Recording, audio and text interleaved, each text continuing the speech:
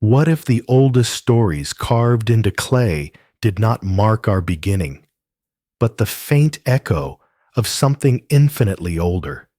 What if the Sumerians, living on the shifting plains between the Tigris and Euphrates, were not the first to rise from mud and memory, but the last to remember a world washed away?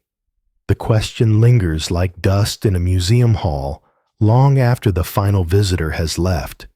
Could their wedge-shaped impressions, those quiet, persistent strokes of a reed stylus, contain fragments of humanity's true origin, recorded not as myth, but as the final testimony of survivors?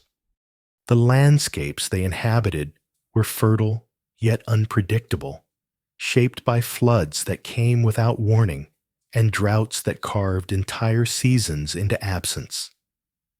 Their cities appeared almost abruptly in the archaeological record. Uruk, with its vast walls, Eridu, with its layered temples, raising a tension that scholars still hesitate to name. Why does sophistication appear before the expected centuries of trial? Why does writing emerge not as hesitant scratches, but as a structured system already capable of law, astronomy, and administration? Why does their language stand alone, without parent or descendant, as though it were the last surviving tongue of a family drowned beneath layers of silt? The deeper one looks, the more the clay begins to whisper. Something is missing. Something is hidden. Something does not add up. And so, we drift into this night's inquiry, letting the quiet take us deeper into the sands of southern Iraq, where ruins breathe beneath starlight and silence keeps its own chronology. Welcome to the Cryptic Realm channel. If you're ready, let us step softly into the first layer of the mystery. There is a strange stillness in the deserts of southern Iraq, the kind that gathers around ruins that have forgotten their own names. Yet beneath that stillness rests a contradiction so subtle it often escapes quick observation. Archaeologists first sensed it not through monumental architecture or royal artifacts, but through the emptiness that surrounded them. If Sumer was truly the birthplace of civilization, why does its earliest stratum feel like an interruption rather than an emergence? Why do its foundations rest upon something that behaves not like a beginning, but like a resumption? The earliest excavators, Rossum, Coldaway, Woolley, arrived expecting gradual development, the slow layering of craft and settlement over thousands of years.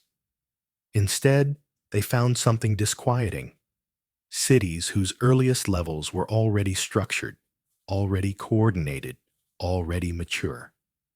The walls of Uruk, even in their most ancient phases, demonstrated techniques that presupposed generations of architectural evolution.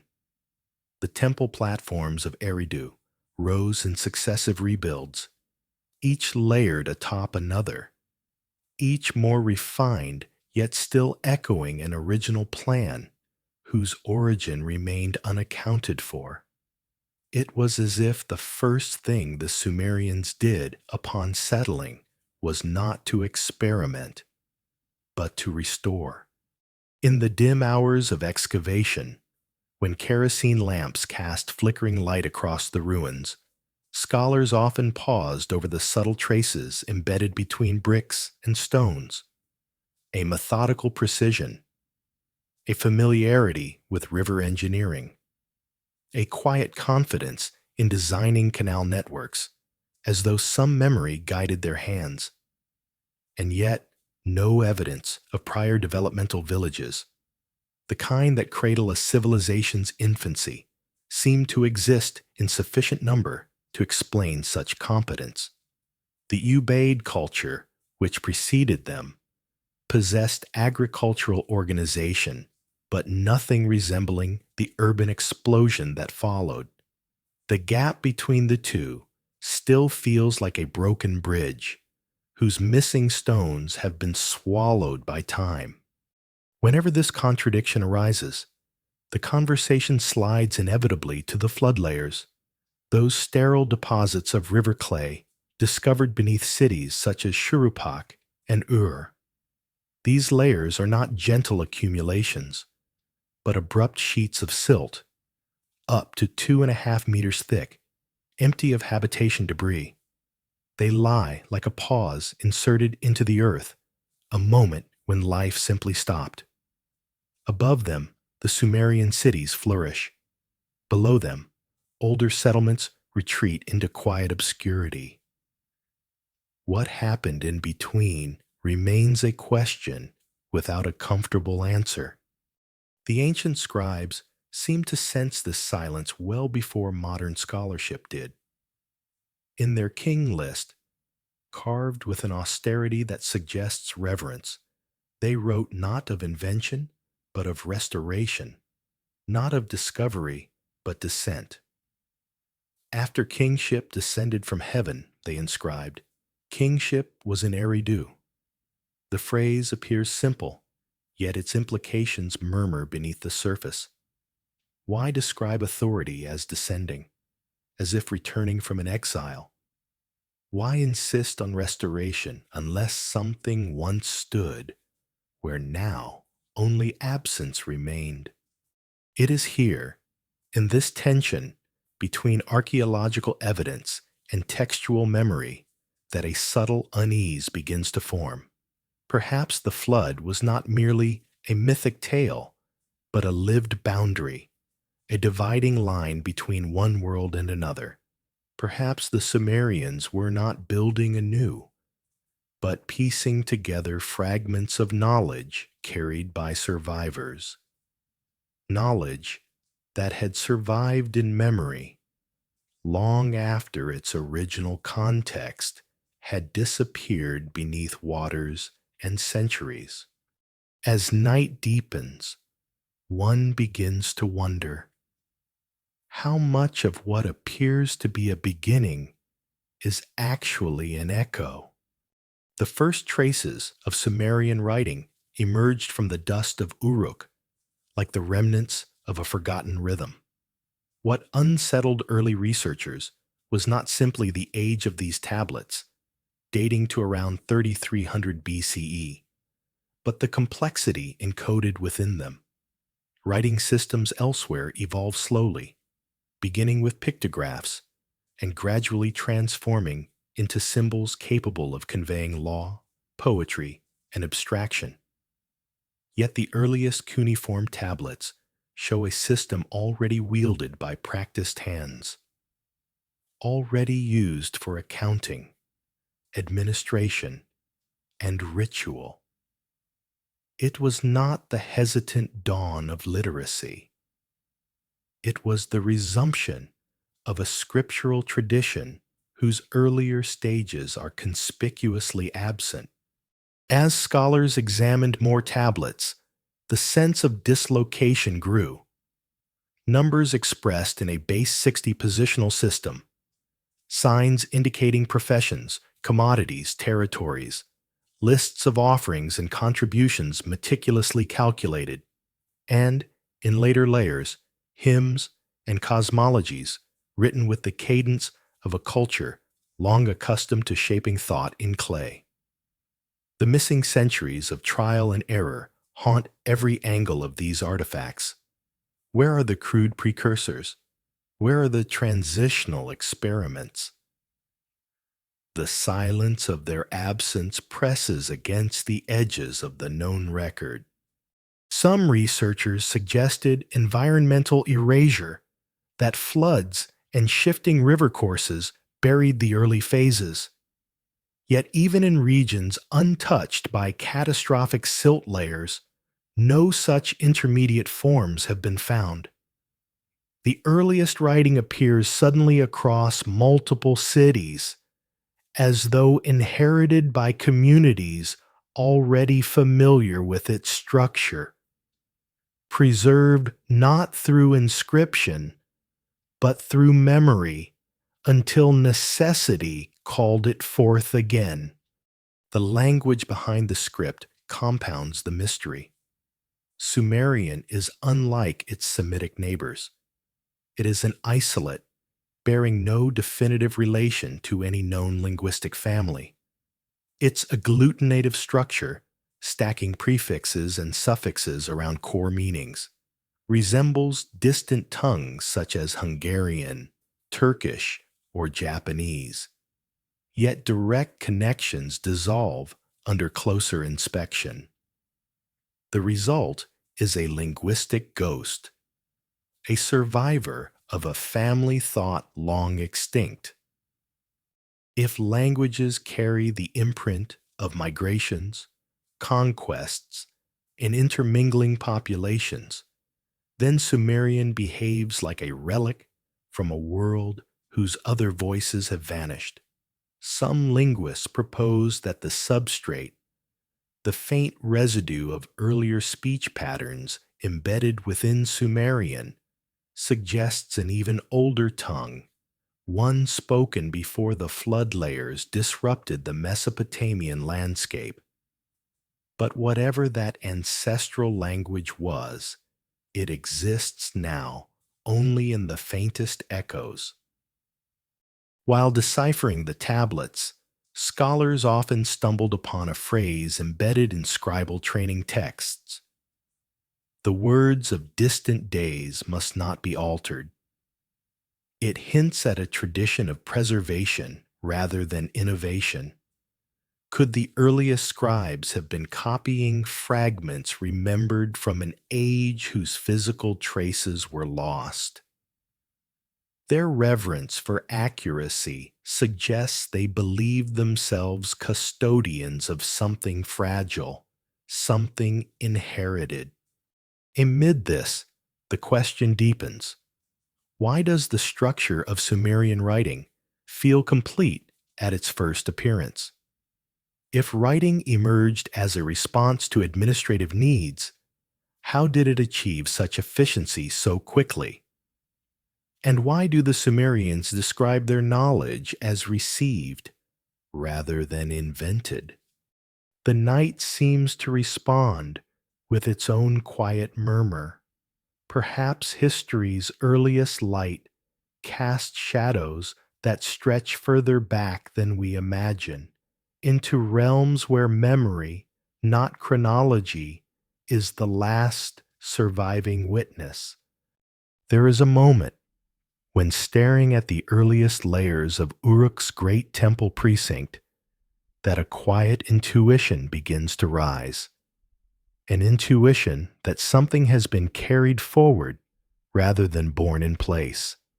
The white temple, with its polished gypsum plaster shimmering under ancient sun, stands upon foundations that seem to echo an order older than any structure remaining above ground. Each rebuild adheres to a plan, as though the architects were not inventing, but remembering. The more one studies the stratigraphy, the more that sense of remembrance grows. For beneath the ruins lie repeated attempts to reassert a blueprint whose first appearance is never found. And in that absence, a question settles like dust along exposed bricks. What guided the hands that lifted the first stones after the floodwaters withdrew? Archaeologists often describe architecture as frozen in tension.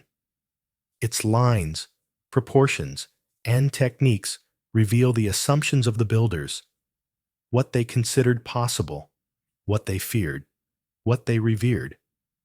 In Sumer, the earliest monumental constructions display not experimental fumbling, but an immediate command of scale.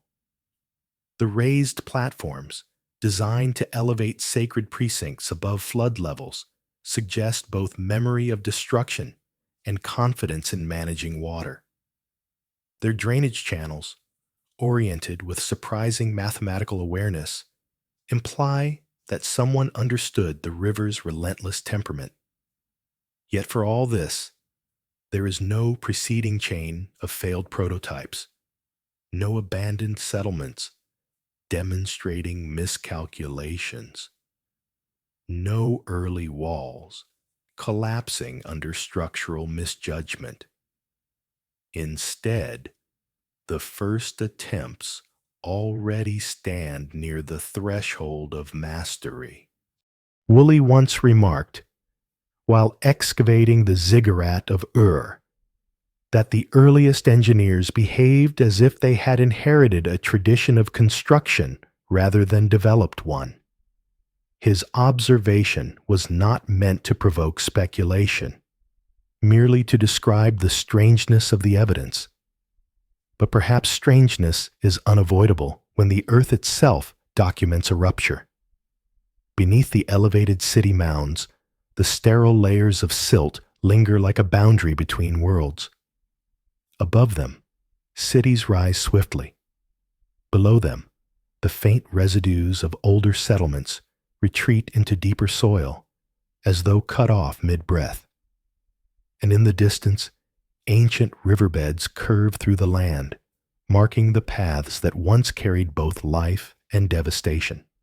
It is tempting to imagine hurried groups of survivors carrying fragments of knowledge, how to raise walls, how to orient shrines, how to measure fields, into the newly drained plains.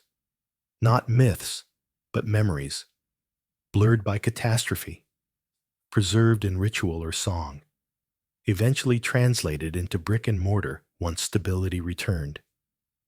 But the hesitation lies in what is missing. If such knowledge had traveled orally, why does its transmission leave no trace of simplification or distortion? Why does the earliest Sumerian architecture feel refined rather than degraded, structured rather than improvised? Some researchers have considered whether the inspiration for these early forms came from regions yet unexcavated, perhaps areas submerged by ancient shoreline shifts in the Persian Gulf. Others point toward the highlands to the east, where settlements may have escaped the worst floods. Yet even these ideas fail to explain the consistency of design across distant Sumerian cities in the earliest periods. It is as if multiple communities awoke with the same recollection, each reaching back toward a template whose origin none could fully articulate. In the quiet hours of study, when city plans are spread across a dimly lit desk, the alignment of temples with celestial events becomes difficult to dismiss. The earliest structures of Eridu and Uruk demonstrate careful consideration of the solstices, as though the builders were mapping earth to sky. But such precision usually requires generations of accumulated observation. How did it emerge so swiftly after a regional catastrophe? Were the stars watched even during the years when survival consumed every waking thought? Or does the alignment point toward something preserved with deliberate care? The fragment of an older cosmology carried into a new beginning. The ruins remain silent on this point, yet their silence is not empty. It seems to hint at a memory so persistent it resisted the flood, a memory strong enough to shape stone long after its original context had been washed away. And as that possibility lingers, another question presses at the edge of understanding. What kind of world must have existed before the waters came, if its traces appear only in what was restored afterward? In the dim hours before dawn, when the desert cools just long enough for breath to linger in the air, Another thread of unease begins to weave itself through the archaeological story.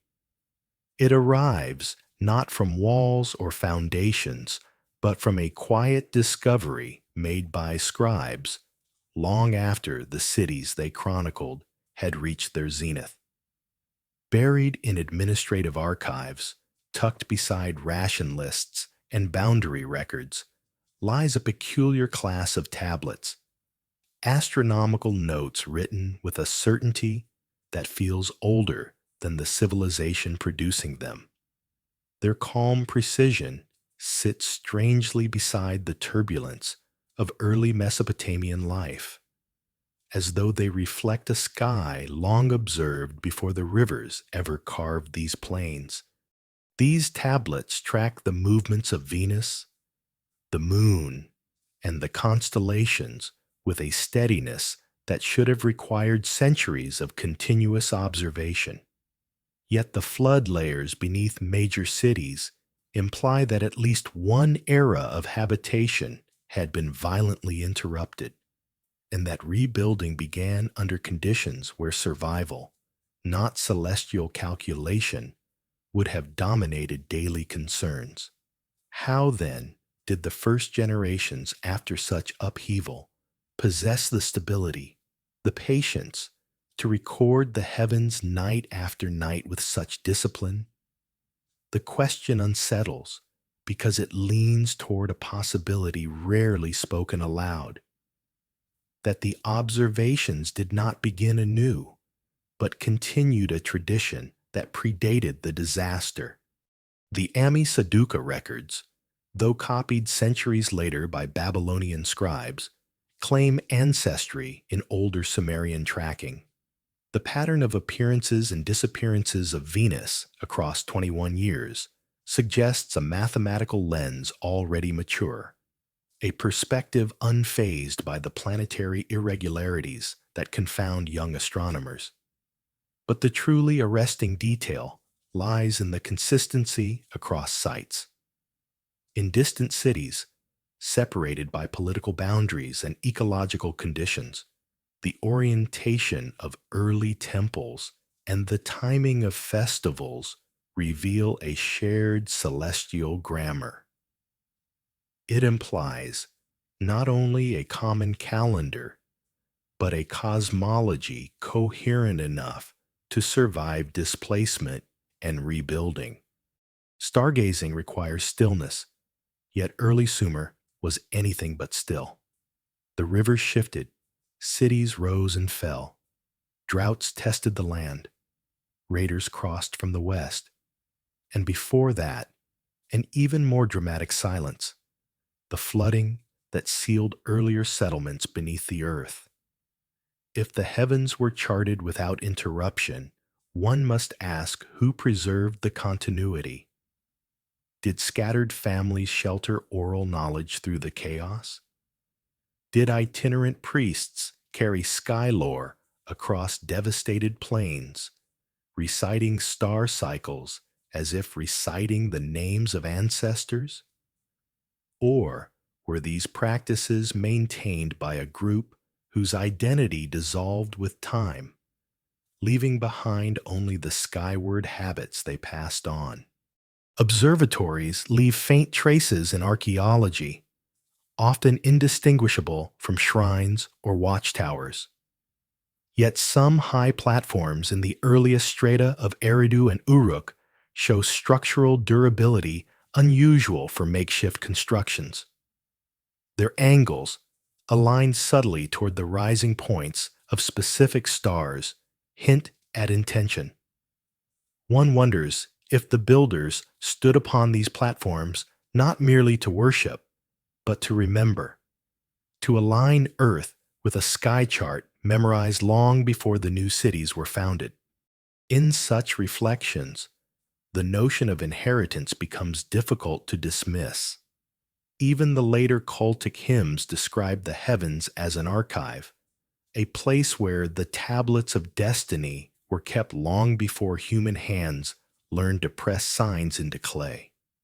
Was this purely metaphor, or a poetic remembrance of something more tangible, a belief that knowledge originated beyond immediate history, reaching back into an age no longer preserved in physical form. As dawn spreads across the plains where ancient cities once glimmered, another quiet question surfaces. If the Sumerians inherited their view of the sky from those who came before, who were the first watchers? And how much of their world remains hidden in the spaces where archaeology has yet to look? The deeper the excavation trenches extended into the heart of ancient Shuruppak, the more a subtle discord seemed to rise between what the earth revealed and what the written memory insisted upon. Near the base of the city mound, below storerooms, artisan quarters, and collapsed homes, archaeologists uncovered a stretch of clay so clean, so empty of habitation, that it felt less like soil and more like silence given physical form. This sterile layer, nearly 2 meters thick, drew attention because of its abruptness. It did not taper gently, nor did it intermingle with the debris of everyday life.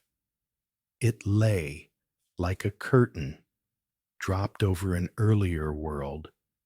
The strangeness grew when the layer beneath reappeared filled with pottery shards, hearth ash, and domestic tools, evidence of an older community frozen in the moment before its disappearance. The precision of that boundary sparked a kind of quiet introspection among researchers. How does a thriving settlement end so completely that not even transitional traces survive? The traditional explanations, river flooding, seasonal shifts, felt insufficient to explain such thorough erasure. This was not the chaos of displacement, but the stillness of total interruption. The Sumerian scribes, centuries later, framed this interruption differently. In their king list, they described a world divided not by dynastic change, but by a flood that swept over, after which kingship descended once more.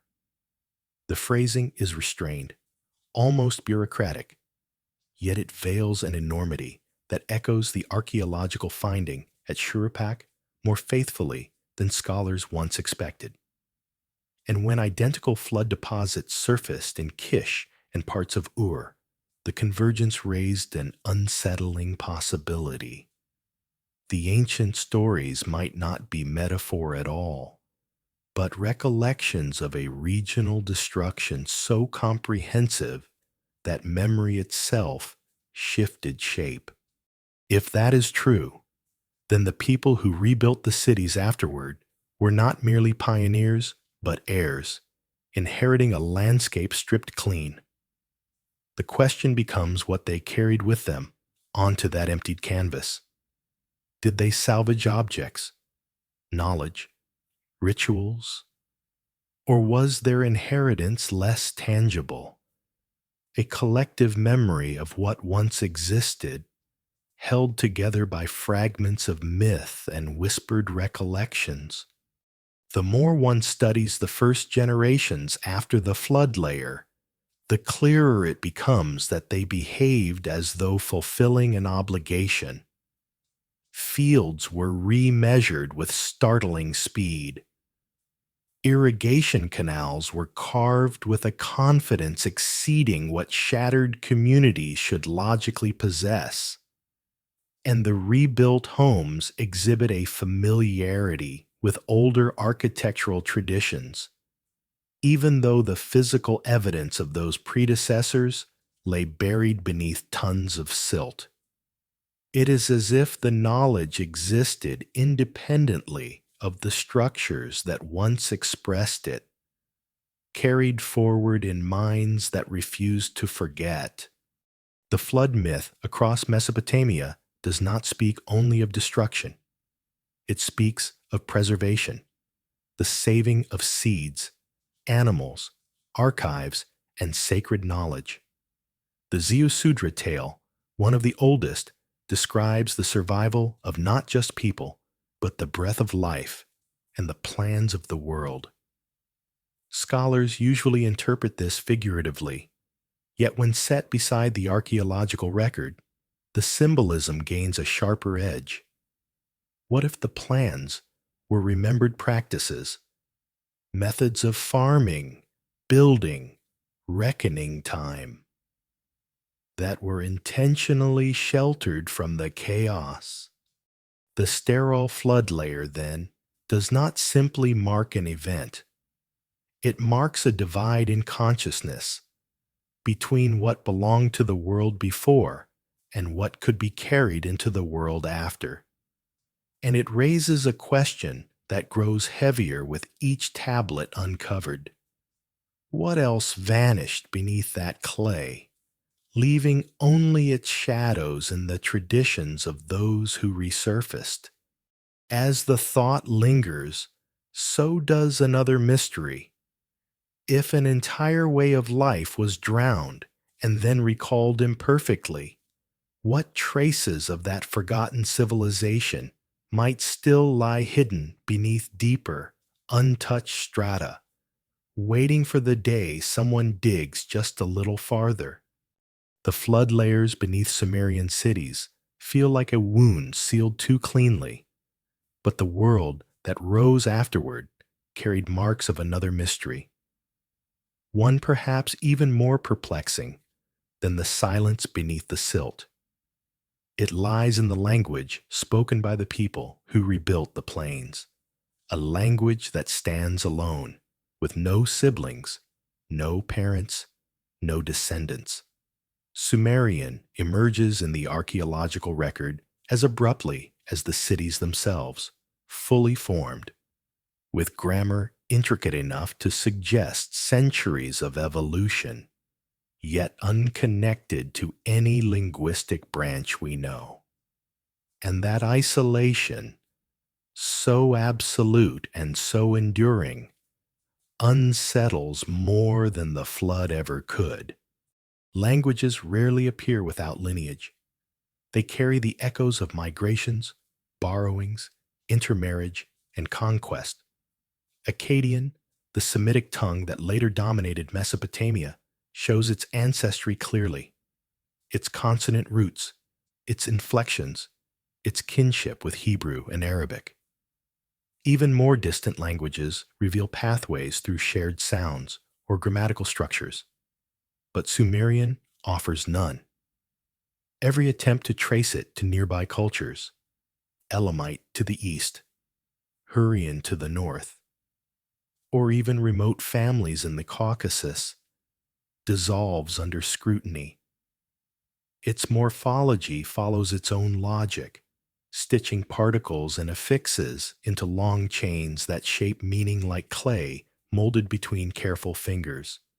This singularity has led some to propose it as the last survivor of a submerged linguistic world, a remnant of a population that existed before the flood deposits reset the landscape. If the people who returned carried memories of older knowledge, perhaps they also carried a language whose relatives vanished beneath waters or wandered beyond recoverable history. Yet the weight of its structure suggests not the voice of a shattered remnant, but the continuation of a tradition practiced long before its reappearance in the clay. What deepens the enigma is the way Sumerians themselves spoke about their language. In scribal schools, the adubas, where young apprentices endured long hours copying model texts, teachers reminded students that the words of old must be preserved without alteration. This reverence suggests they believed the language carried authority not because it was theirs, but because it came from those who walked before them. The scribes did not claim to refine or innovate. They acted as custodians, guarding the last intact doorway to an earlier age. Yet, even as the language maintained its sacred status, its everyday use slowly receded. By the time Akkadian-speaking dynasties took control, Sumerian was no longer the speech of marketplaces or family courtyards, but still it lingered in temples, hymns, ritual incantations, and scholarly practice, preserved like an heirloom whose original household had disappeared. The devotion with which the later Babylonians maintained bilingual word lists and grammars hints at an awareness that they tended a relic, a voice that reached farther back than their own history could chart. This persistence raises a quiet question.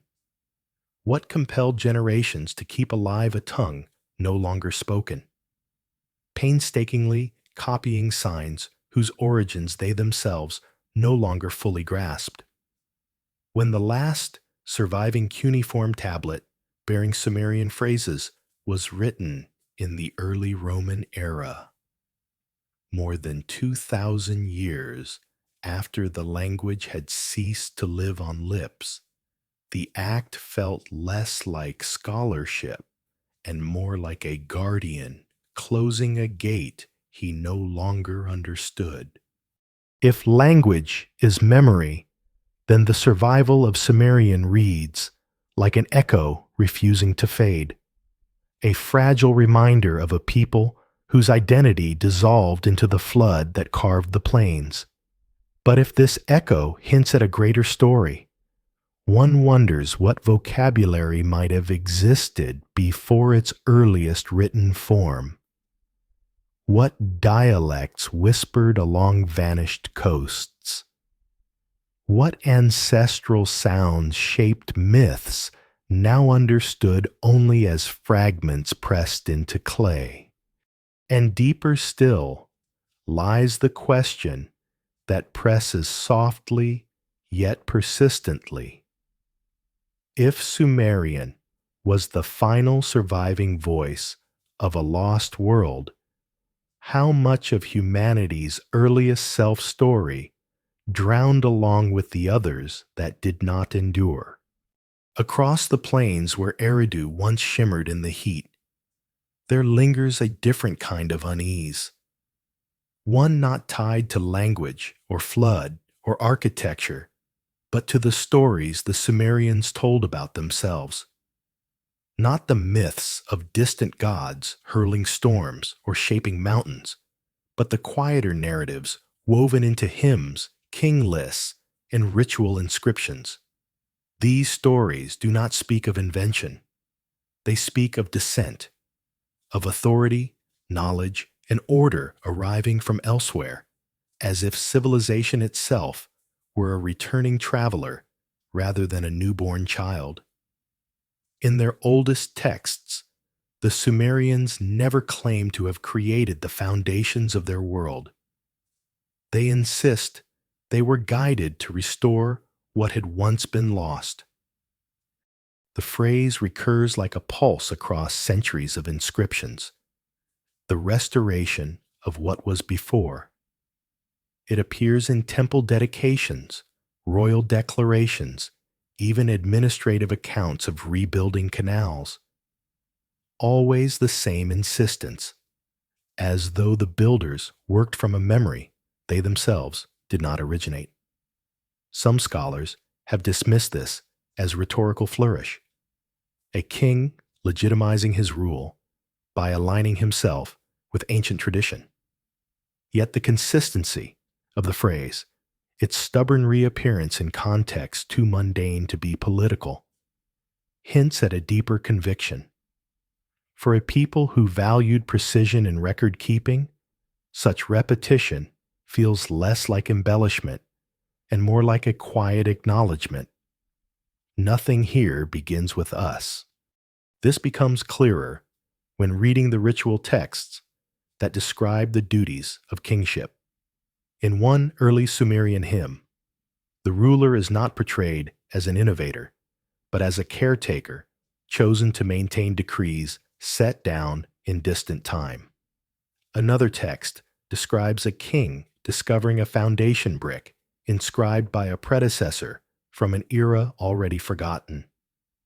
Instead of crafting a new inscription, he replicates the old one, preserving its wording even when the language had begun to drift beyond common understanding. Such fidelity reveals not nostalgia, but obligation, a belief that tampering with inherited knowledge risked unraveling something essential. And woven into these narratives is the shadow of a moment when everything fractured. The flood myths, in their many variations, all describe an act of preservation. A single family chosen not merely to survive, but to carry forward the structures of a world on the brink of erasure. Ziusudra, the Sumerian flood hero, is instructed to bring not just life, but the measures of the earth and the seeds of the arts. The phrasing is curious. What does it mean to preserve measures? Units of time, space, proportion. And what are the arts that must be saved, if not the practices that form the skeleton of civilization? The myth, stripped of divine imagery, resembles less a story of divine wrath and more a memory of triage, salvaging the core of a fading order in hopes of rebuilding once the waters withdrew.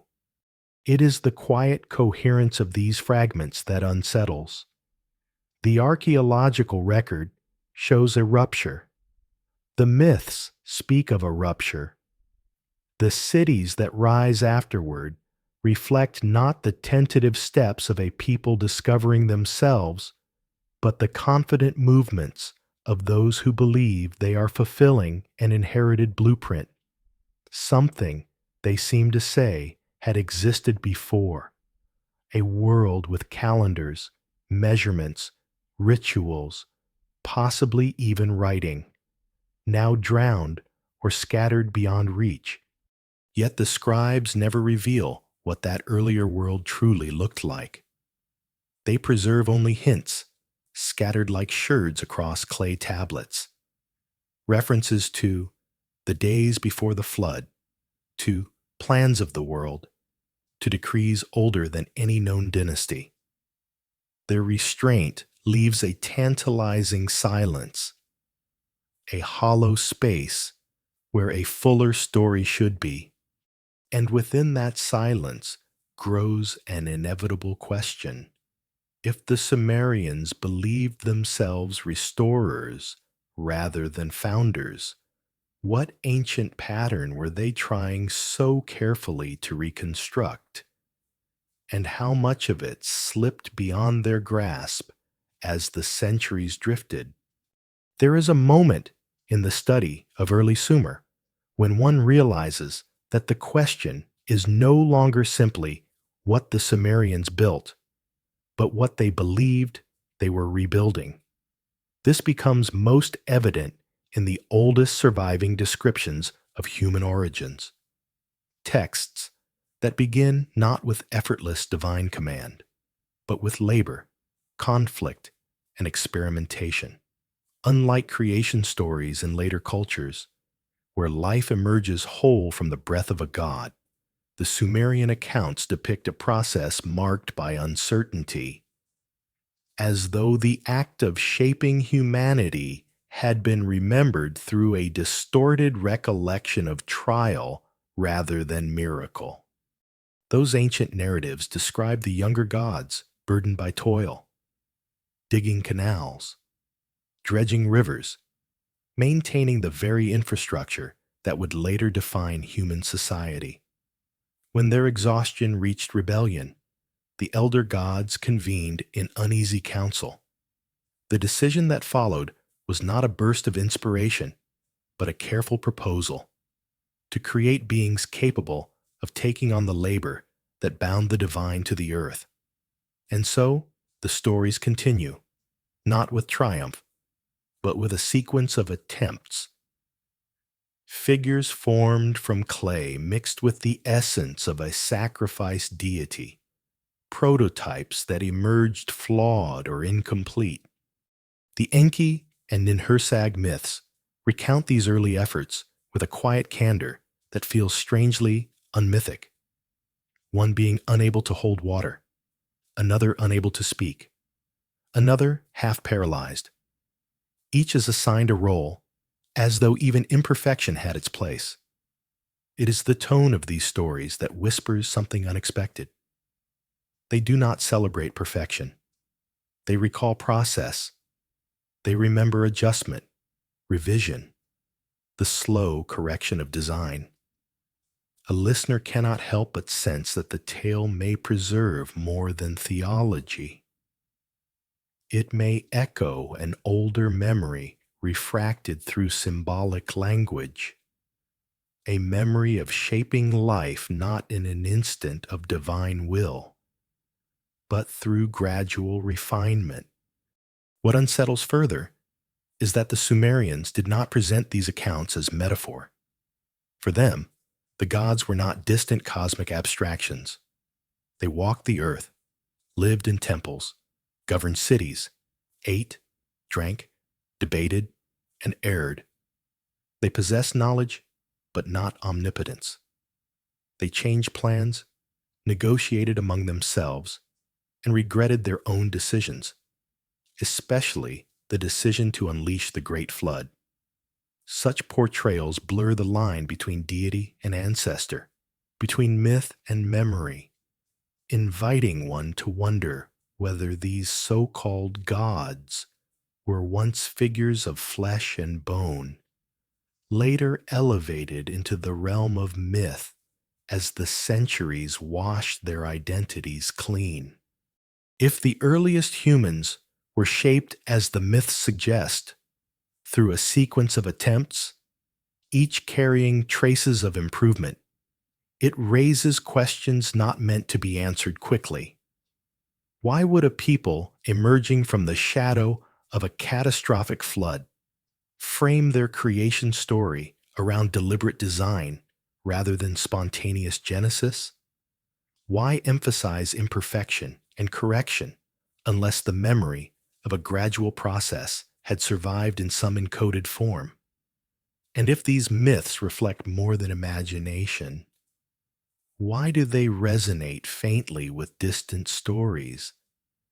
From the Hebrew dust and breath to the Egyptian potter god shaping bodies on his wheel, to the Greek Prometheus molding humanity from earth. Perhaps such parallels are coincidence, or perhaps they hint at the fragments of a shared ancestral memory, carried through oral traditions long before writing appeared, a memory that the Sumerians, with their habit of preservation, chose to inscribe into clay, even when the full context had already begun to fade. Their stories speak of beings who shaped life with intention and care, whose knowledge of human form and function preceded the rise of cities. Whether these beings were divine in the supernatural sense or divine in the retrospective imagination of descendants becomes a matter of interpretation. Yet the myths leave a lingering shadow at their edges, a suggestion that humanity's beginning was neither simple nor sudden. And in that shadow rises a quiet question no tablet directly answers. Were the Sumerians retelling a metaphor, or were they safeguarding the dim memory of an origin far older and far stranger than the world they rebuilt after the flood? In the quiet hours when scholars pore over tablets under the pale glow of museum lamps, another presence emerges from the clay, one neither fully divine nor entirely mortal. The Sumerians called them the Anuna, later the Anunnaki, and their roles thread through the earliest layers of Mesopotamian memory with an insistence that resists dismissal.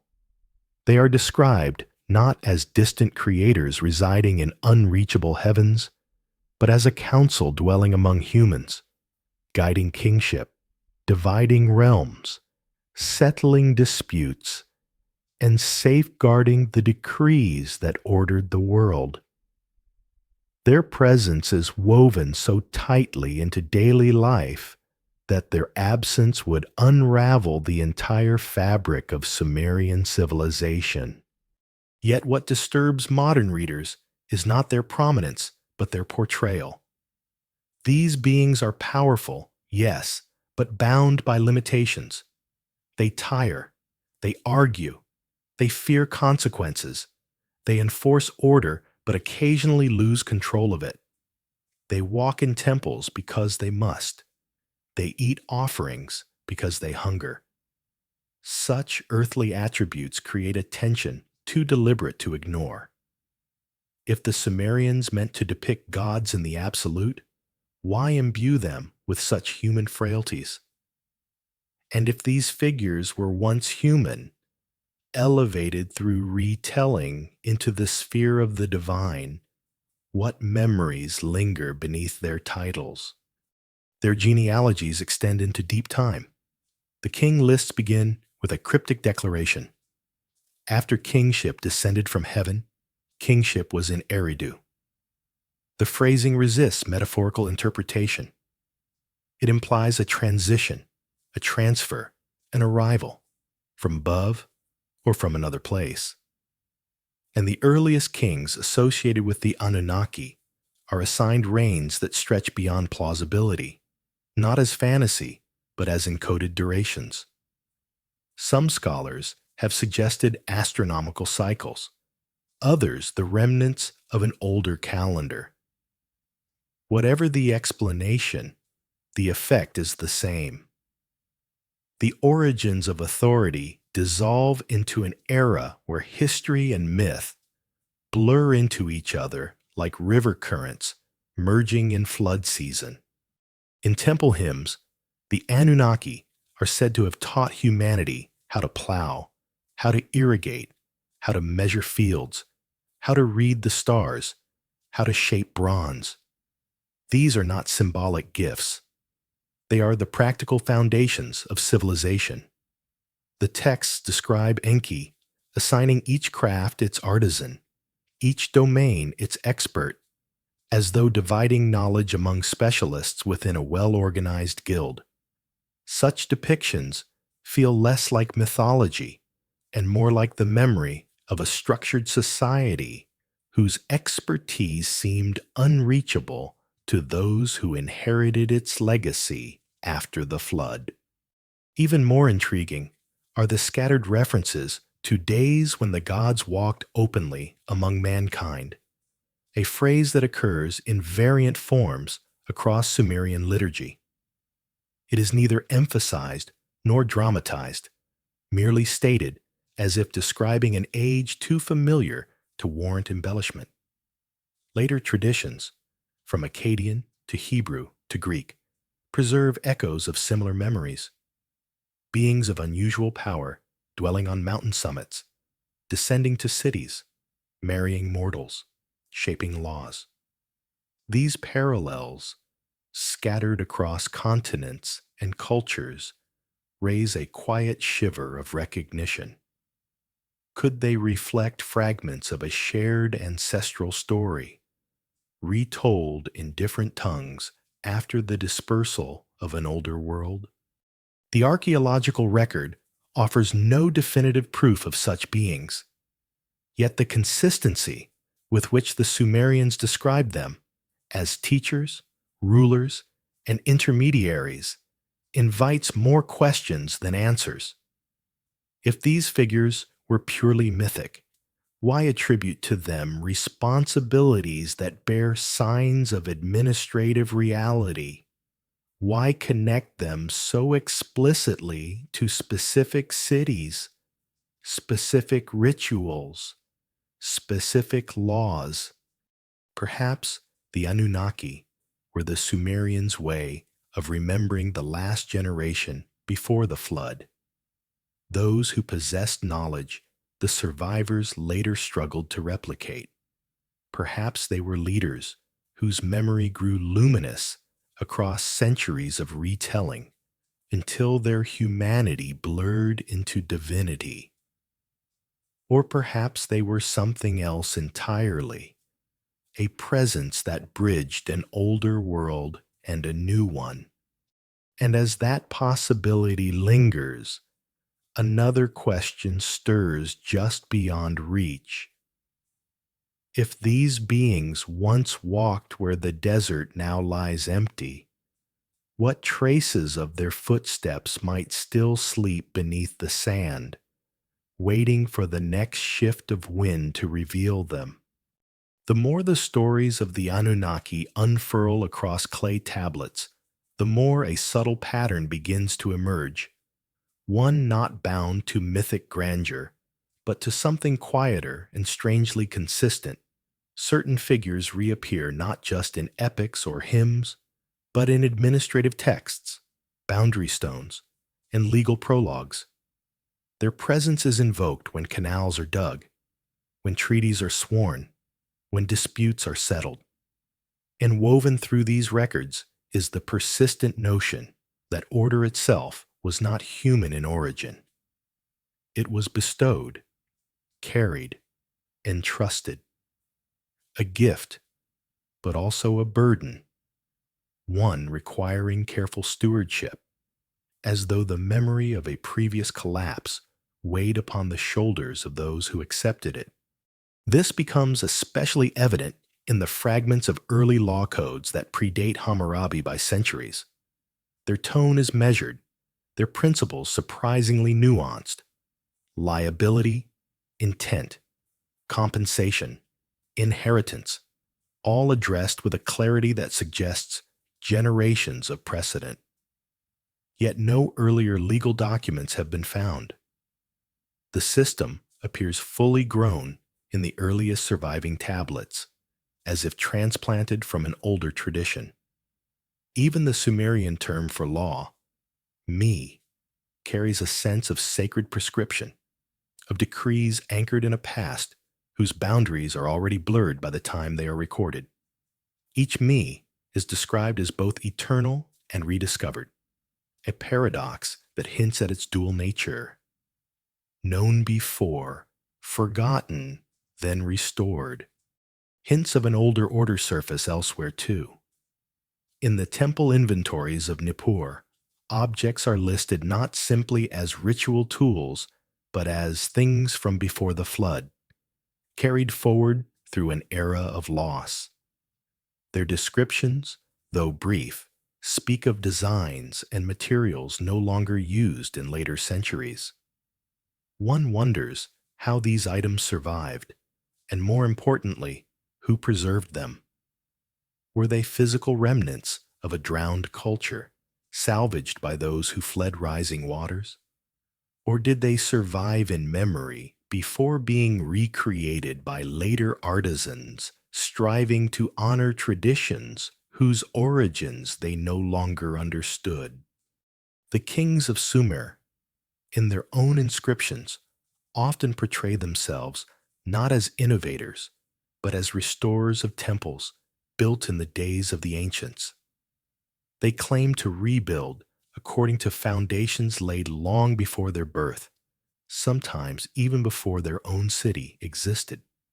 Archaeologists occasionally find such foundations: older walls, older platforms, older alignments beneath newer ones, as though the cities themselves were palimpsests, each generation inscribing its layer over the faint lines of a forgotten text.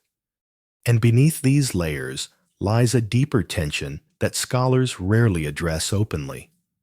Why does the earliest era of Sumer feel so strangely mature, so deliberate, so anchored in patterns that lack visible origins?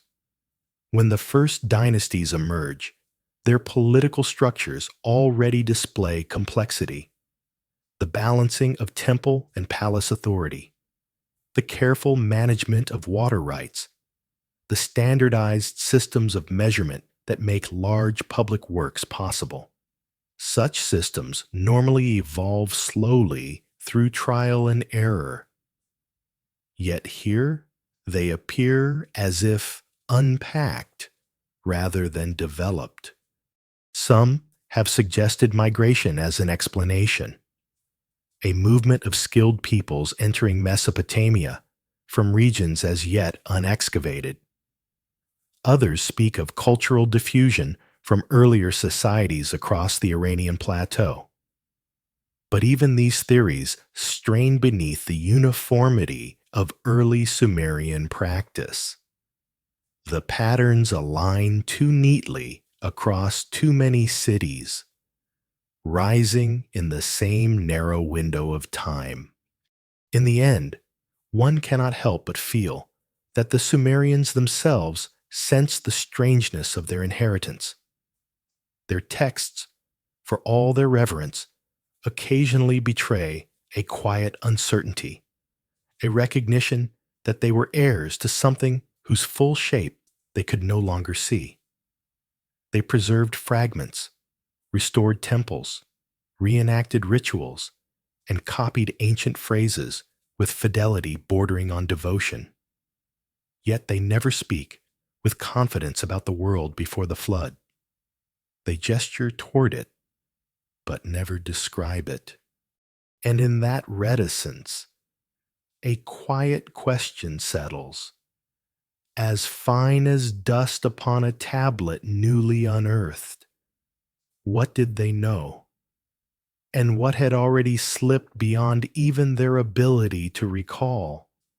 There are moments in the archaeological record when silence speaks louder than discovery, when the absence of expected evidence becomes its own kind of presence. This is never more apparent than in the sudden appearance of Sumerian material culture, pottery styles, metalwork, administrative seals that show a level of refinement unaccompanied by the usual trails of experimentation. The simplest clay bowls of early Sumer carry curves so confident they feel practiced. Bronze artifacts display alloy ratios that later metallurgists needed generations to recapture. Cylinder seals emerge already elaborately carved, as though the artisans who made them remembered techniques from a world no longer visible. And slowly, a question begins to surface. Why does the archaeological record feel as if it resumes mid-sentence? When excavators sift through the lowest levels of cities, like Lagash or Adab, they expect to encounter the rough beginnings of craft: uneven ceramics, untempered bricks, simple figurines. Instead, they find objects suggesting that the first generations after the flood layer were not learning, but continuing. Even the earliest icons of deities display proportions that hint at an older artistic grammar. The human figures, with their clasped hands and wide eyes, seem to gaze outward, not with innocence, but with recollection. Their forms feel inherited, repeating a symbolic language whose origin has vanished beneath the earth. The same disquieting pattern appears in the realm of measurement. The Sumerians' metrological system, units of capacity, length, and weight, arrives in the record already standardized. The ratios between the mina, the shekel, and the talent endure with striking consistency for centuries. It is difficult to reconcile such stability with a society supposedly emerging from post-catastrophic rebuilding. Across other ancient cultures, measurement systems change as often as political regimes. But in Sumer, the earliest recovered units match those from later periods so closely that scholars have wondered whether the system predates writing itself. And if so, who first devised it, and how far back must its origins reach? The irrigation systems offer another whisper of continuity. Channels carved straight through shifting soils, gates calibrated to river levels, and basins arranged with geometric precision, all present from the earliest urban levels. Managing the twin rivers required a delicate balance. Too much water, and crops drowned.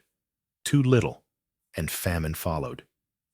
Yet the earliest Sumerians built canals with gradients so carefully calculated that modern hydrologists study them with admiration. It is as if the knowledge needed to tame water, the very force that once erased older settlements, survived the catastrophe more intact than the physical cities that came before. And then there is diplomacy, that subtle measure of how societies perceive themselves among others. The earliest texts reveal a world already entangled in treaties, rivalries, and alliances. Cities exchanged envoys and negotiated water rights long before the rise of empires. Such political complexity does not usually appear in societies only newly urbanized. It requires memory of boundaries, of customs, of expectations. Yet the Sumerians record these interactions with the poise of peoples familiar with negotiation, as though diplomacy itself belonged to an older tradition carried into a new age. Taken together, these fragments form a pattern that resists easy interpretation. It is not that the Sumerians were impossibly advanced, but that their advancement lacks an origin story within the physical layers we have uncovered. Their knowledge of measurement, metal, irrigation, art, and law feels inherited. But inherited from where? Some researchers argue for lost settlements beneath now submerged Gulf shores. Others look to the eastern highlands, imagining communities whose remains lie buried beneath unexcavated terrain. Yet those possibilities feel like attempts to find a place for a memory that refuses to anchor itself. The Sumerians never situate their origins geographically. They describe them temporally, in the time before the flood. A phrase both tantalizing and withholding. And so one is left with a quiet sense of standing before a doorway whose frame remains, though the room it once opened to has been erased. The objects, the systems, the patterns, their existence is undeniable. But the world that first shaped them slips away each time we try to grasp it. What, then, lies behind that vanishing threshold? And why does the earth guard its earlier chapters with such persistent silence? There comes a point when tracing the remnants of early Sumer, where the lines between memory and archaeology blur so gently that one is unsure which thread holds the greater truth. Nowhere is this more evident than in the ruins of Kish, one of the first cities said to have regained kingship after the Great Flood. Excavators expected a settlement rising cautiously from uncertainty, its inhabitants relearning how to build, how to organize, how to restrain the rivers. Instead, they found a city that behaved not like a novice, but like an heir. Its earliest layers show administrative order, craft specialization, and planning that would normally follow centuries of iterative refinement. And at the center of it all lay an idea difficult to dismiss. Kish was not beginning. It was continuing.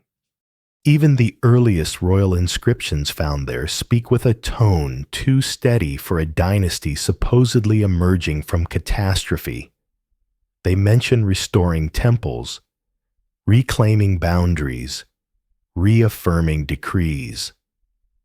They name ancient structures as though the outlines of those buildings were still imprinted on collective memory.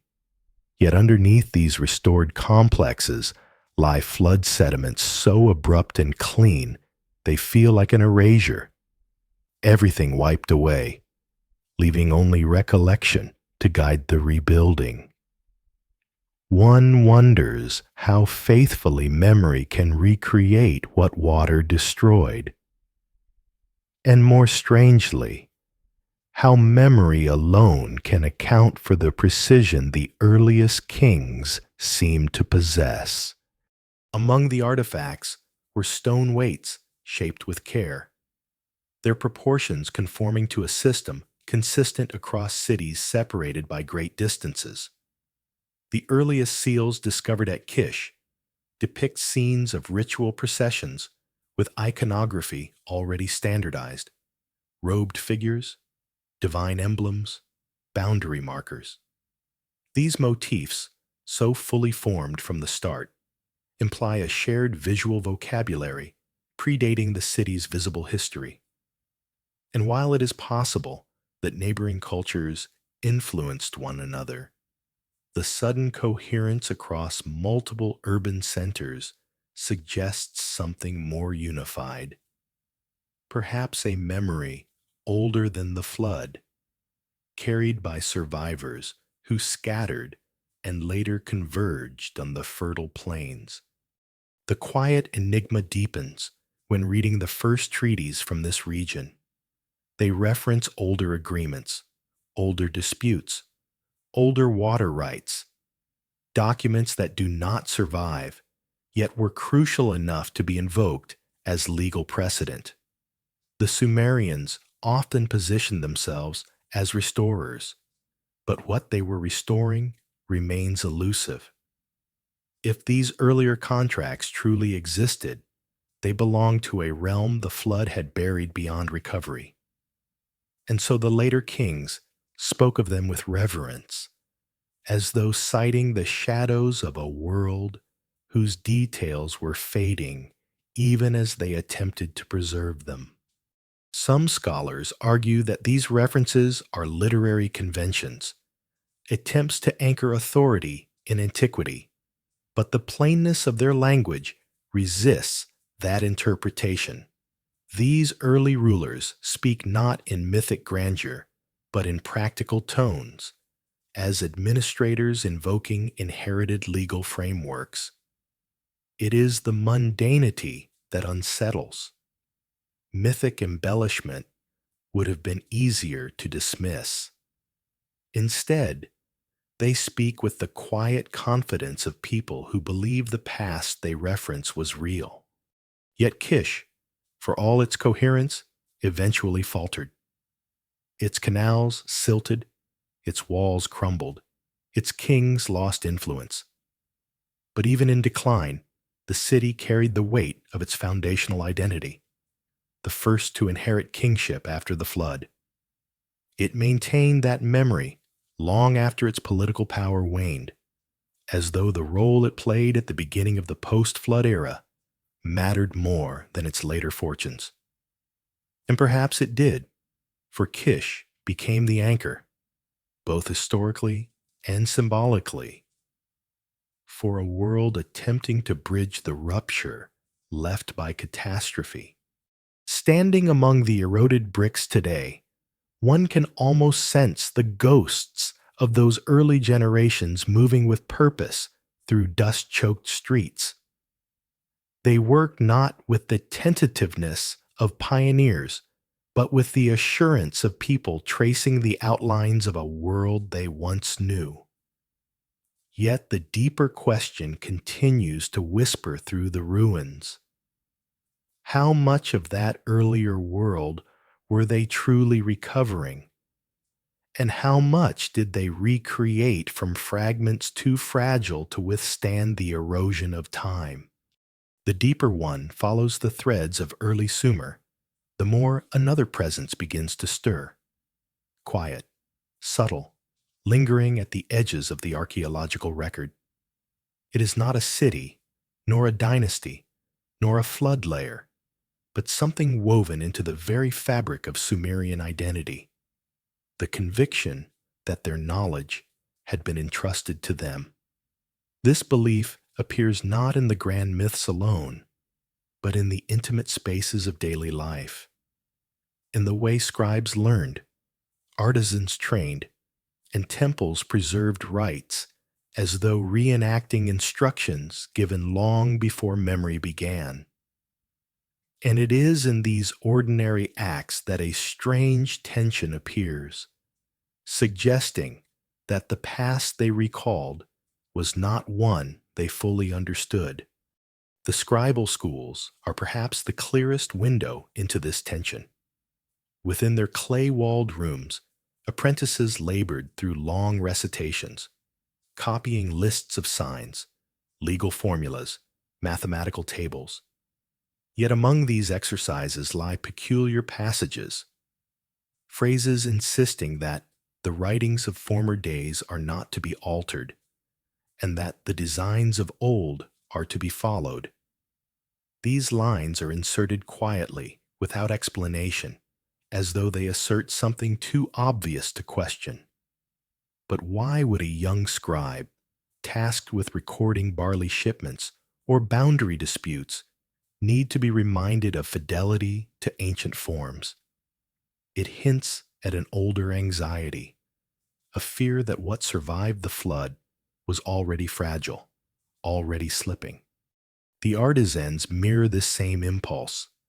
In the workshops of Ur and Lagash, craftsmen shaped objects with gestures that appear inherited rather than invented.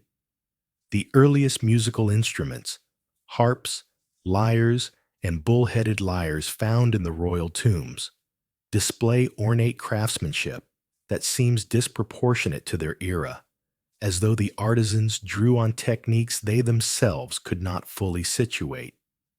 Their designs evoke a world of symbolism, rosettes, celestial motifs, figures of composite beings. These motifs appear suddenly and consistently across Sumer, suggesting they had been remembered rather than imagined. But remembered from where? Even funerary practices carry this faint echo. In the graves of commoners, one finds modest burials. But in earlier elite tombs, the arrangement of attendants, offerings, and ceremonial objects feels ritualistically precise, as though following a script whose origins are lost. Some graves contain items whose purpose remains uncertain, tools not suited to daily labor, vessels with no obvious function, objects carved with symbols foreign to later Sumerian canon. They seem like fragments of a ritual vocabulary inherited from a vanished world, preserved long after the script behind it had disappeared. The temples, too, whisper of continuity. The earliest sanctuaries were built upon layers of older structures, each reconstruction aiming not to innovate, but to replicate the alignment, proportions, and internal layout of the previous one. The priests claimed they followed plans set down in the distant days, yet those days remain unreachable beneath silt or eroded by time. It is as if the rituals, the architecture, the daily offerings were all attempts to keep alive the faint glow of an older knowledge, a knowledge whose context had already slipped beyond understanding, leaving only its outlines behind. And it is precisely this partial remembrance that troubles the narrative. The Sumerians behaved as though their world was a second iteration, a restoration of something broken. But restorations often contain distortions, approximations, missing pieces. The surviving rituals may have held only fragments of the original practices. The symbols carved onto seals might have been inherited without their full meaning.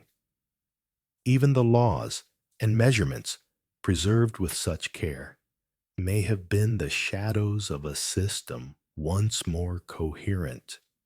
One begins to wonder whether the Sumerians sensed this incompleteness.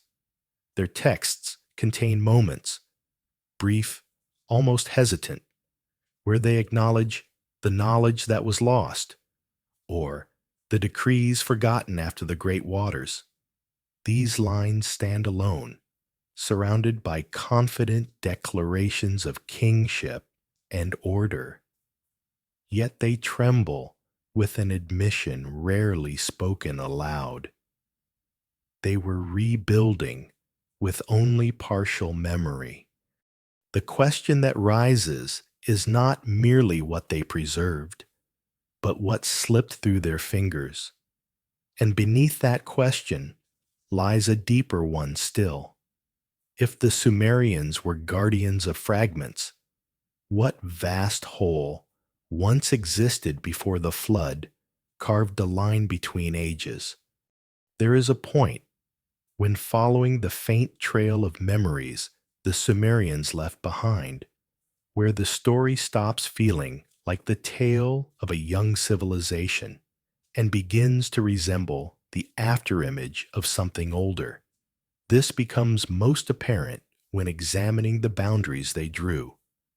Those delicate lines carved into clay tablets and boundary stones that defined fields, water channels, temple lands, and royal estates. The precision of these markings, even in the earliest strata, reveals a people who understood the geometry of their world not as discovery, but as continuation. Their surveys follow a logic so consistent that it resembles a tradition inherited rather than invented, as though they measured not only land, but the memory of land. The Kuduru stones of later periods preserve this sensibility, but the impulse is much older. In the first generations after the flood layer, Sumerian administrators meticulously recorded the disposition of orchards, barley fields, canals, and grazing zones. Their terminology, words for boundary mounds, marker stones, rites of passage, appears fully articulated from the moment writing becomes legible. It is unusual for a society still emerging from environmental shock to show such ease with territory, as though the concept of land ownership itself had survived the catastrophe more intact than the settlements that once stood upon it. Yet beneath this steady hand lies a hint of unease. Many early inscriptions mention restoring the border as it had been in ancient times, or marking again the allotments known before the waters. The phrasing implies that memory served where physical traces had been erased. One imagines elders pointing across plains now reshaped by shifting rivers, describing boundaries no longer visible, hoping that those who rebuilt would trust the recollection of lines washed away centuries earlier. How much of this reconstructed geography was accurate and how much was approximation remains unknowable. But the fact that the Sumerians anchored their sense of identity in restoring what had been suggests they believed the land itself had once been organized according to a pattern worth preserving. This same yearning for continuity appears in early conflicts. The first recorded wars in history between Umma and Lagash did not erupt over conquest, but over a single disputed strip of land whose boundaries each city claimed to remember differently. The inscriptions carved by Enetum of Lagash do not present the conflict as mere expansionism. Instead, they frame it as a defense of sacred geography, a responsibility to uphold borders he believed predated the flood itself. If these kings saw themselves as inheritors of an ancestral map, then their wars were less about power than about memory, attempts to protect a fragment of a world already half forgotten. Even water, the very force that had once brought destruction, became entwined with this sense of inheritance. Canal systems were rebuilt along trajectories that likely imitated older channels, despite shifts in river pathways that made such lines difficult to trace. The canal names themselves were ancient, carried forward from periods erased by silt.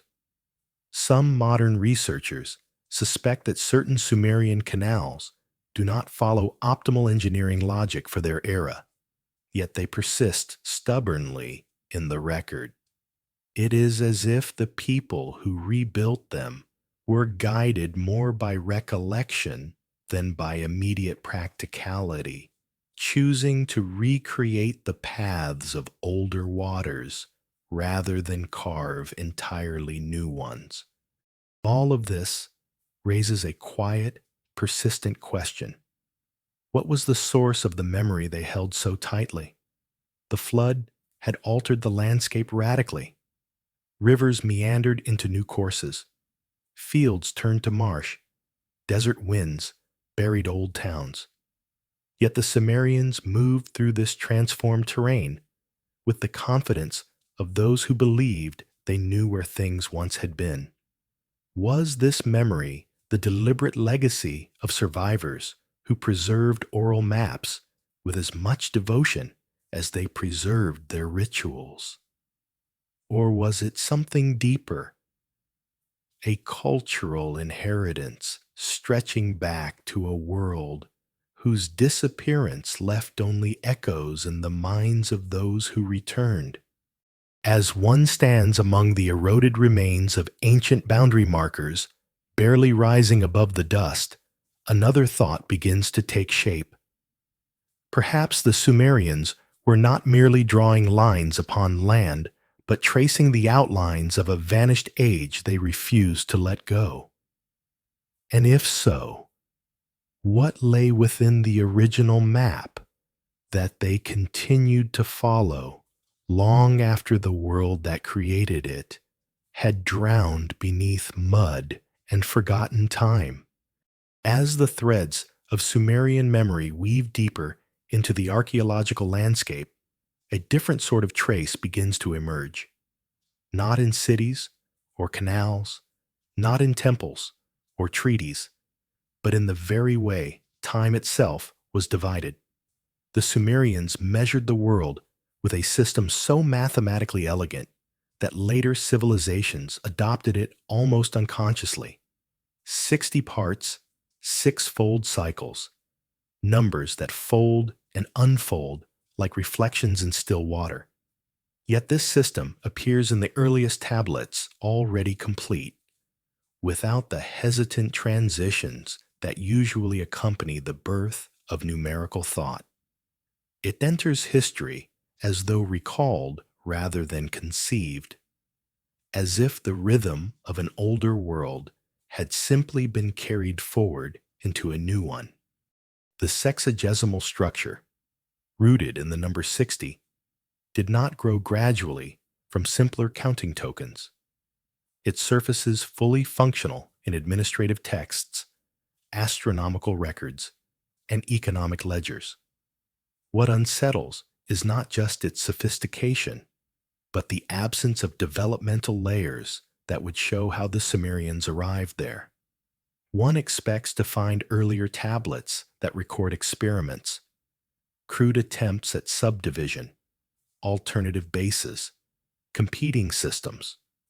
Instead, the earliest evidence we possess already speaks the language of 60, as though those who wrote the signs were merely transcribing a system they had absorbed long before clay served as their medium. Even their geometry, embedded quietly in field measurements and architectural proportions, reveals traces of a methodology that feels older than the society using it. Plots of land were calculated using shapes whose formulas would not be rediscovered by formal mathematics for millennia. Temple platforms were aligned to cardinal directions with a precision that suggests not trial, but precedent. And amid these measurements lies an even more delicate thread: the Sumerians' awareness of celestial cycles that require patience beyond the lifetime of any single observer. Patterns of Venus, the moon's nodes, and seasonal variations appear in records too early to belong to a people only beginning to rebuild after catastrophe. Some have argued that this sophistication could arise quickly in the intensity of early urban life. But even accelerated learning leaves a trail. False starts, discarded techniques, evolving practices. Here, the record is clean, too clean, as though the Sumerians were not ascending toward mastery, but rediscovering a summit they had once known. There is a small tablet from Nippur, often overlooked, where a scribe writes of the reckoning of the ancients, a phrase inserted between mundane calculations. It stands alone, without elaboration. Who were these ancients, if not the Sumerians themselves? And why, in the earliest centuries of writing, did the scribes already perceive a distinction between their own age and one that preceded it? The line reads less like a poetic flourish and more like an acknowledgement that the knowledge they practiced was inherited from hands now gone. One begins to wonder whether the flood that carved a divide between ages also severed the chain of mathematical memory. Perhaps survivors carried fragments, ratios, cycles, measures, without fully recalling their origins. Over generations, these fragments could solidify into tradition, surviving through ritual repetition rather than intellectual continuity. If so, the sexagesimal system may be less a Sumerian invention and more a relic, one piece of a larger framework whose other components vanished in the upheaval that buried earlier settlements beneath sterile clay. Modern scholars attempt to reconstruct the missing links, yet the gaps remain stubborn. The rivers have shifted, swallowing ancient embankments. The Gulf has advanced, drowning coastlines that might have preserved older sites. The sands have moved, burying hints of civilizations not yet uncovered. And through all of this, the Sumerian system endures, a quiet testament to something that once was whole. As the numbers trace their spirals across tablets now housed behind glass, a question rises with the same persistent rhythm. What kind of mind first conceived a system so refined that it could survive catastrophe, migration, and the erosion of centuries? And if that mind belonged to a world before Sumer, how much else from that vanished age might still be hiding in the mathematics we continue to use without remembering its origin? There is a moment when examining the earliest astronomical tablets from Mesopotamia, where time itself seems to hesitate, caught between what the Sumerians recorded and what their world should reasonably have known. For scattered among ration lists and temple inventories lie observations of the heavens so patient, so meticulous, that they imply a lineage of sky watchers extending far beyond the visible boundaries of Sumerian history. And as one studies these faint inscriptions, positions of Venus noted against the horizon, the arc of the moon traced through its shifting nodes, the steady pulse of seasonal stars, a quiet realization begins to form. These records do not read like the work of pioneers. They read like the continuation of a discipline already ancient. The tablets themselves are modest in form, unassuming in their clay frames. Yet what they contain belongs to a world where the night sky was not merely observed, but understood. The cycles charted within them require decades of continuous attention, sometimes generations.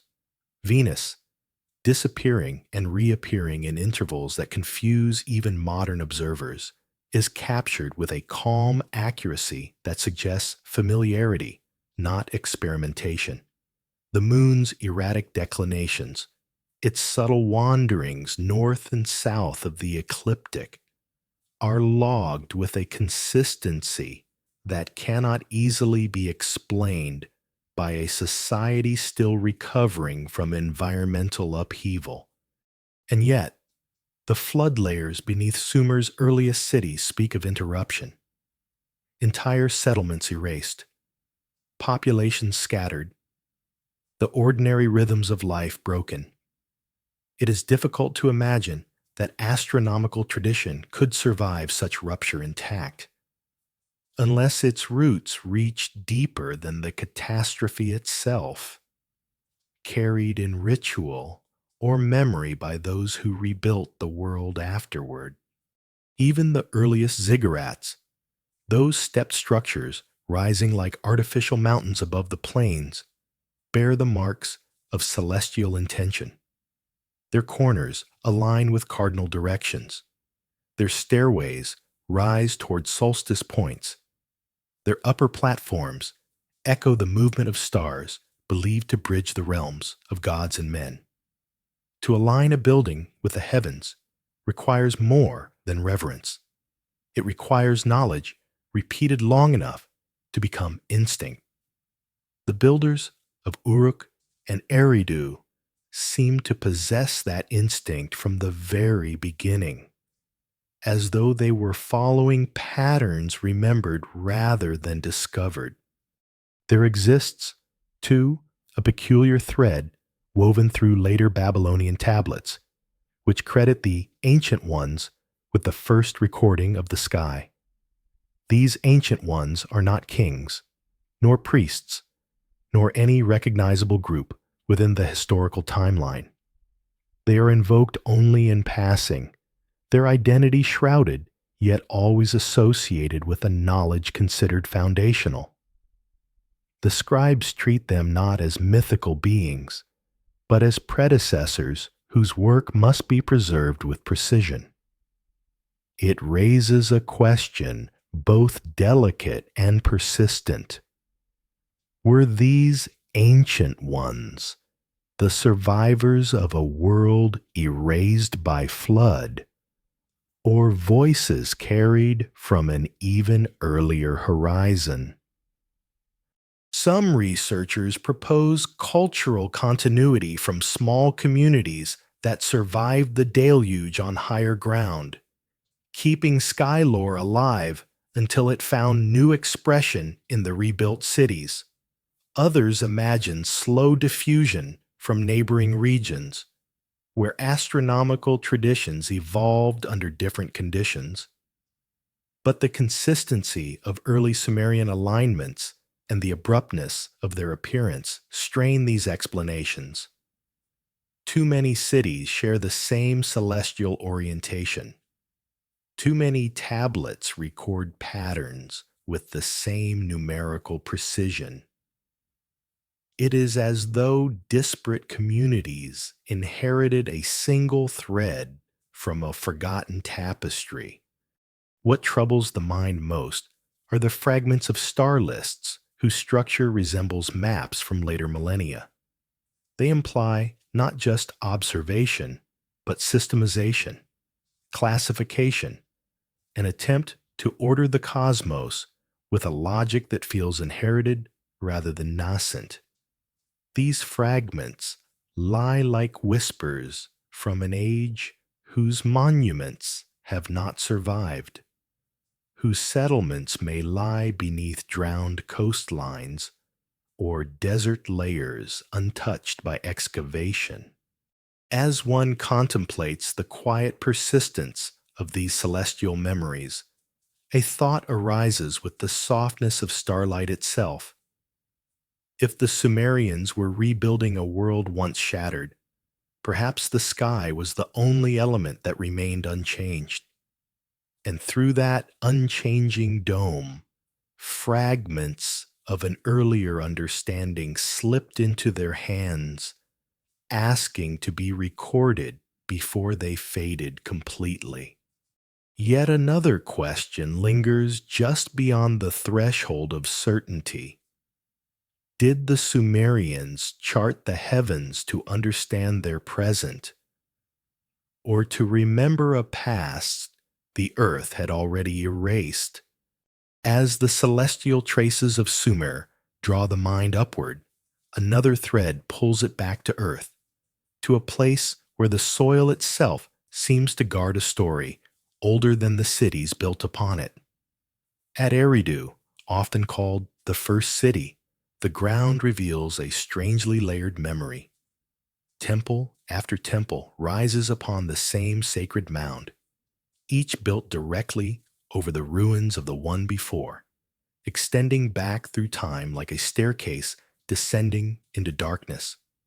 20 levels of construction have been uncovered, each echoing the same basic design, each aligned toward a horizon that shifted with the world, yet remained constant in intention.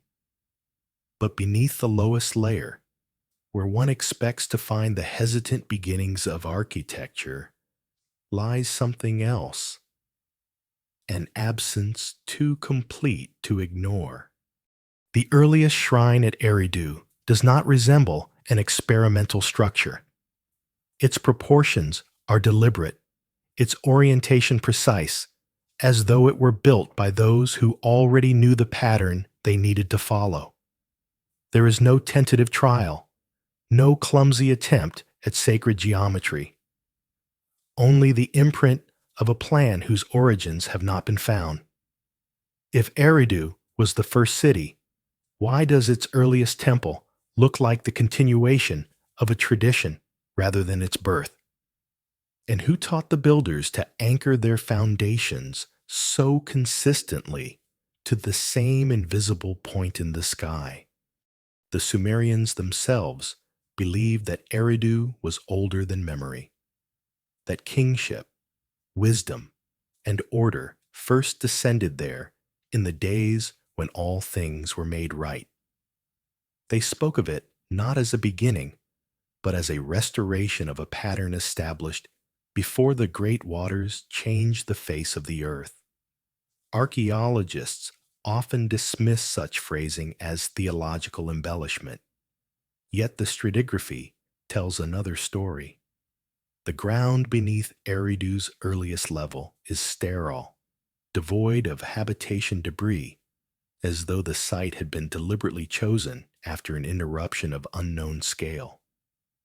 Why would those rebuilding after catastrophe return to a place emptied so cleanly? Perhaps because they believed or hoped that it had been sacred long before the interruption erased its earlier form. One cannot walk among the remains of Eridu without sensing the faint echo of ritual repetition. Forms reenacted across generations, each seeking to preserve a memory growing colder with time. The temple walls, even in their earliest incarnations, show traces of paint and plaster, suggesting ceremonies that required aesthetic precision. In later layers, shrines contain offerings placed with meticulous care, carved vessels, miniature tools, enigmatic figures. Their arrangement feels ritualistic, but also reminiscent, as if those who laid them down did so while following instructions inherited from a world no longer present. Some scholars propose that Eridu's longevity stems from environmental stability, proximity to water, fertile marshlands, trade routes. But such practical explanations fail to account for the profound reverence the city commands in Sumerian texts. Eridu is depicted as the seat of wisdom, the birthplace of writing, the original source of sacred decrees, all claims that imply continuity of knowledge rather than its emergence from scattered tribes rebuilding after disaster. If the flood had erased so much of the world, why did memory cling so tightly to this particular place? The city's decline adds another layer of mystery. Over centuries, Eridu slowly lost influence. Its canals silted, its shrines diminished, its gods overshadowed by others.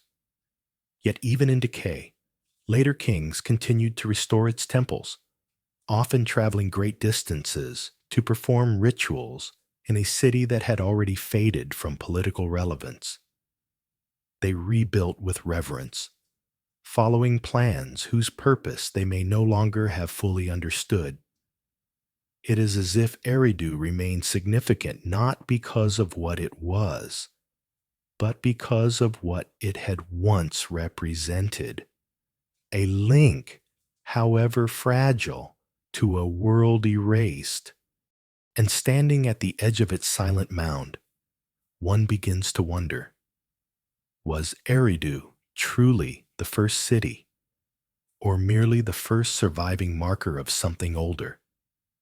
And if it was chosen as the place where memory would be kept alive, what had stood there before the waters came, leaving only a hollow upon which a new civilization attempted to recall an older one? As the echoes of Eridu fade into the evening quiet, another city rises from the shifting plains of Mesopotamia. Uruk, the great beacon whose walls once stretched farther than sight, whose temples glimmered under the relentless sun, and whose archives breathed with the weight of thousands of clay tablets. If Eridu feels like an anchor to a past already half vanished, Uruk feels like the sudden flare of something remembered. Its sharp ascent in the archaeological record unsettles scholars because it appears not as a gradual blooming, but as a return of memory poured abruptly into brick, ritual, and law.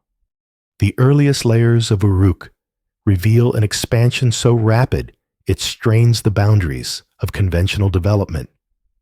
In the span of a few centuries, the city grew from a modest settlement into a sprawling metropolis, its population swelling into tens of thousands.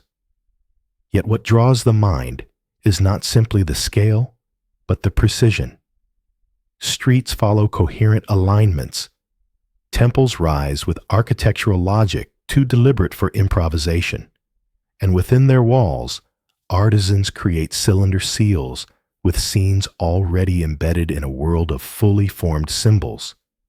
Divine processions, cosmic animals, priests bearing objects of unknown meaning. It is as though Uruk's imagination awoke at full strength, drawing upon a reservoir already deep. The writing that emerged there follows the same unsettling pattern. Cuneiform appears first as administrative notation, yet behind its earliest signs lies a complexity incompatible with infancy. The sign lists include categories too structured to have been invented on the spot, terms for professions, offerings, sacred tools, celestial phenomena. The first scribes of Uruk did not grope for meaning. They selected from a system whose internal order feels inherited.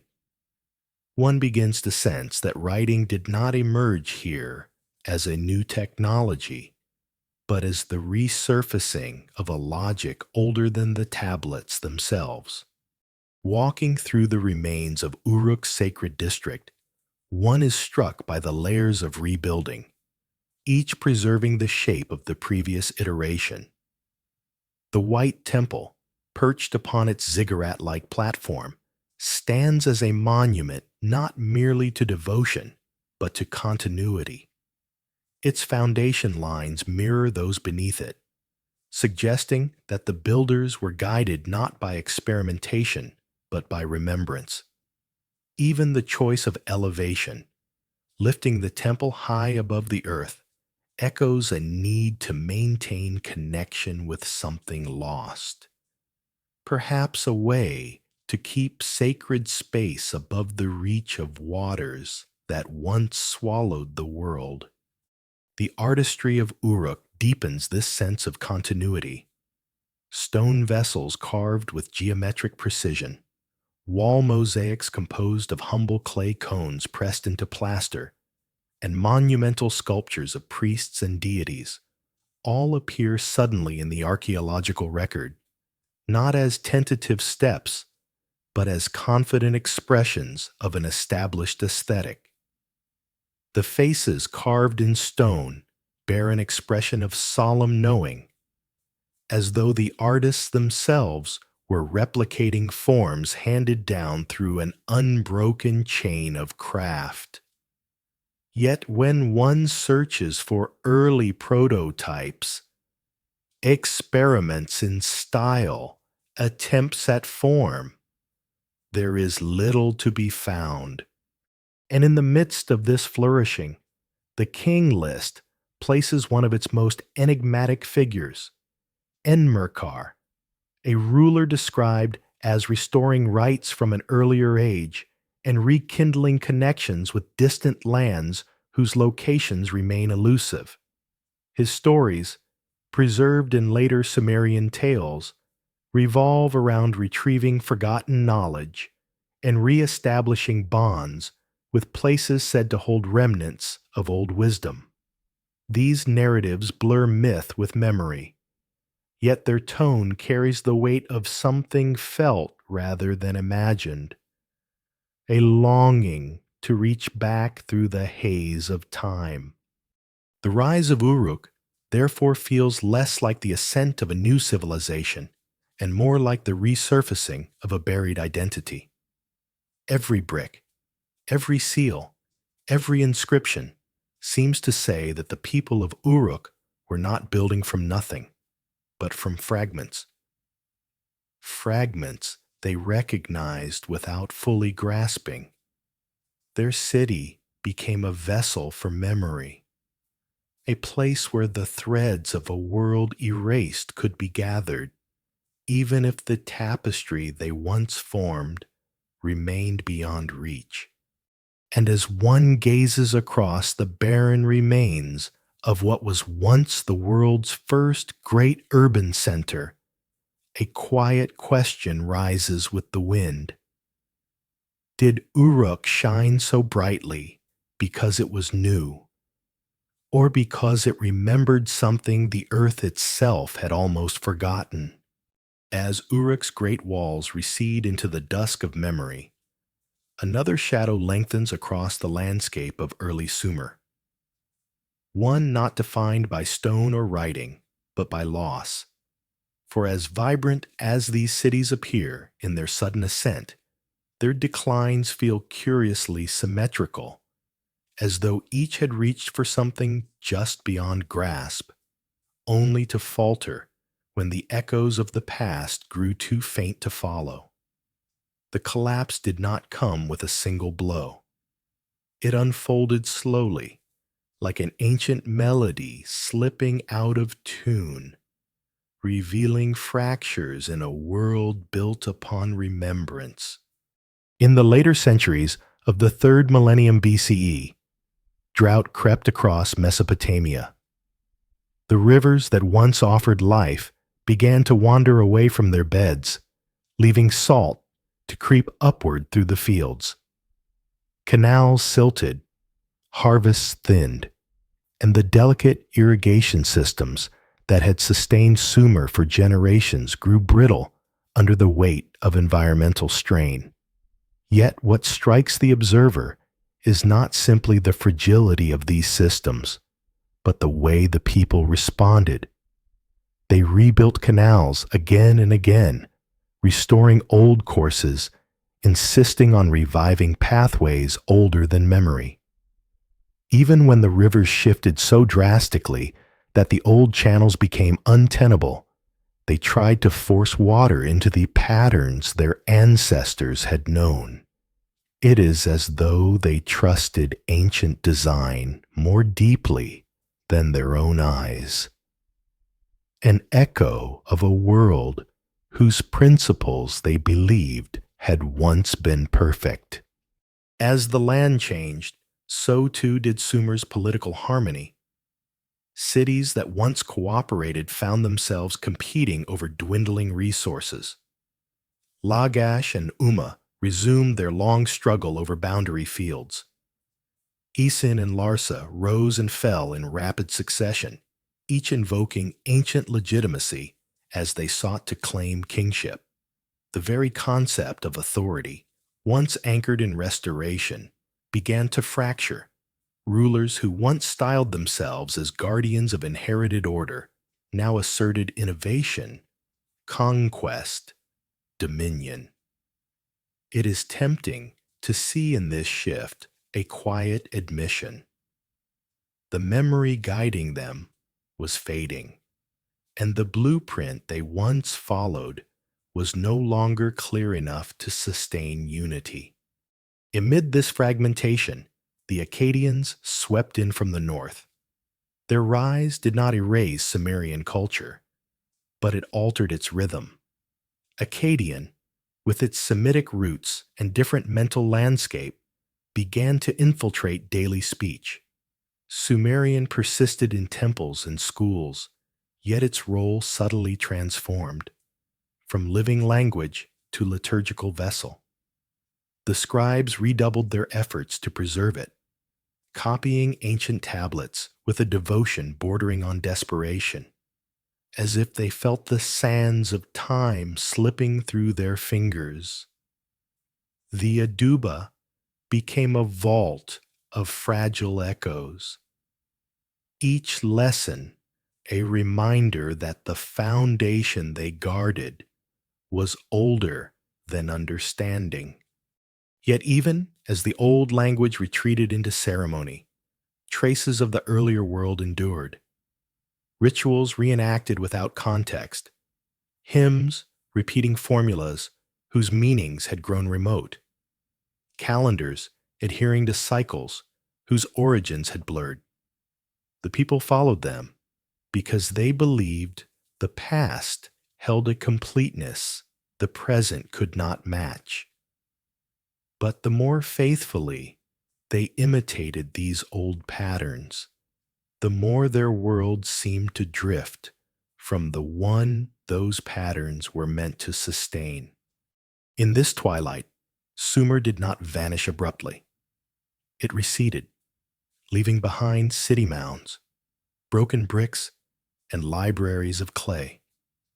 But beneath these remnants lies a subtler legacy, the sense that something essential had slipped beyond reach.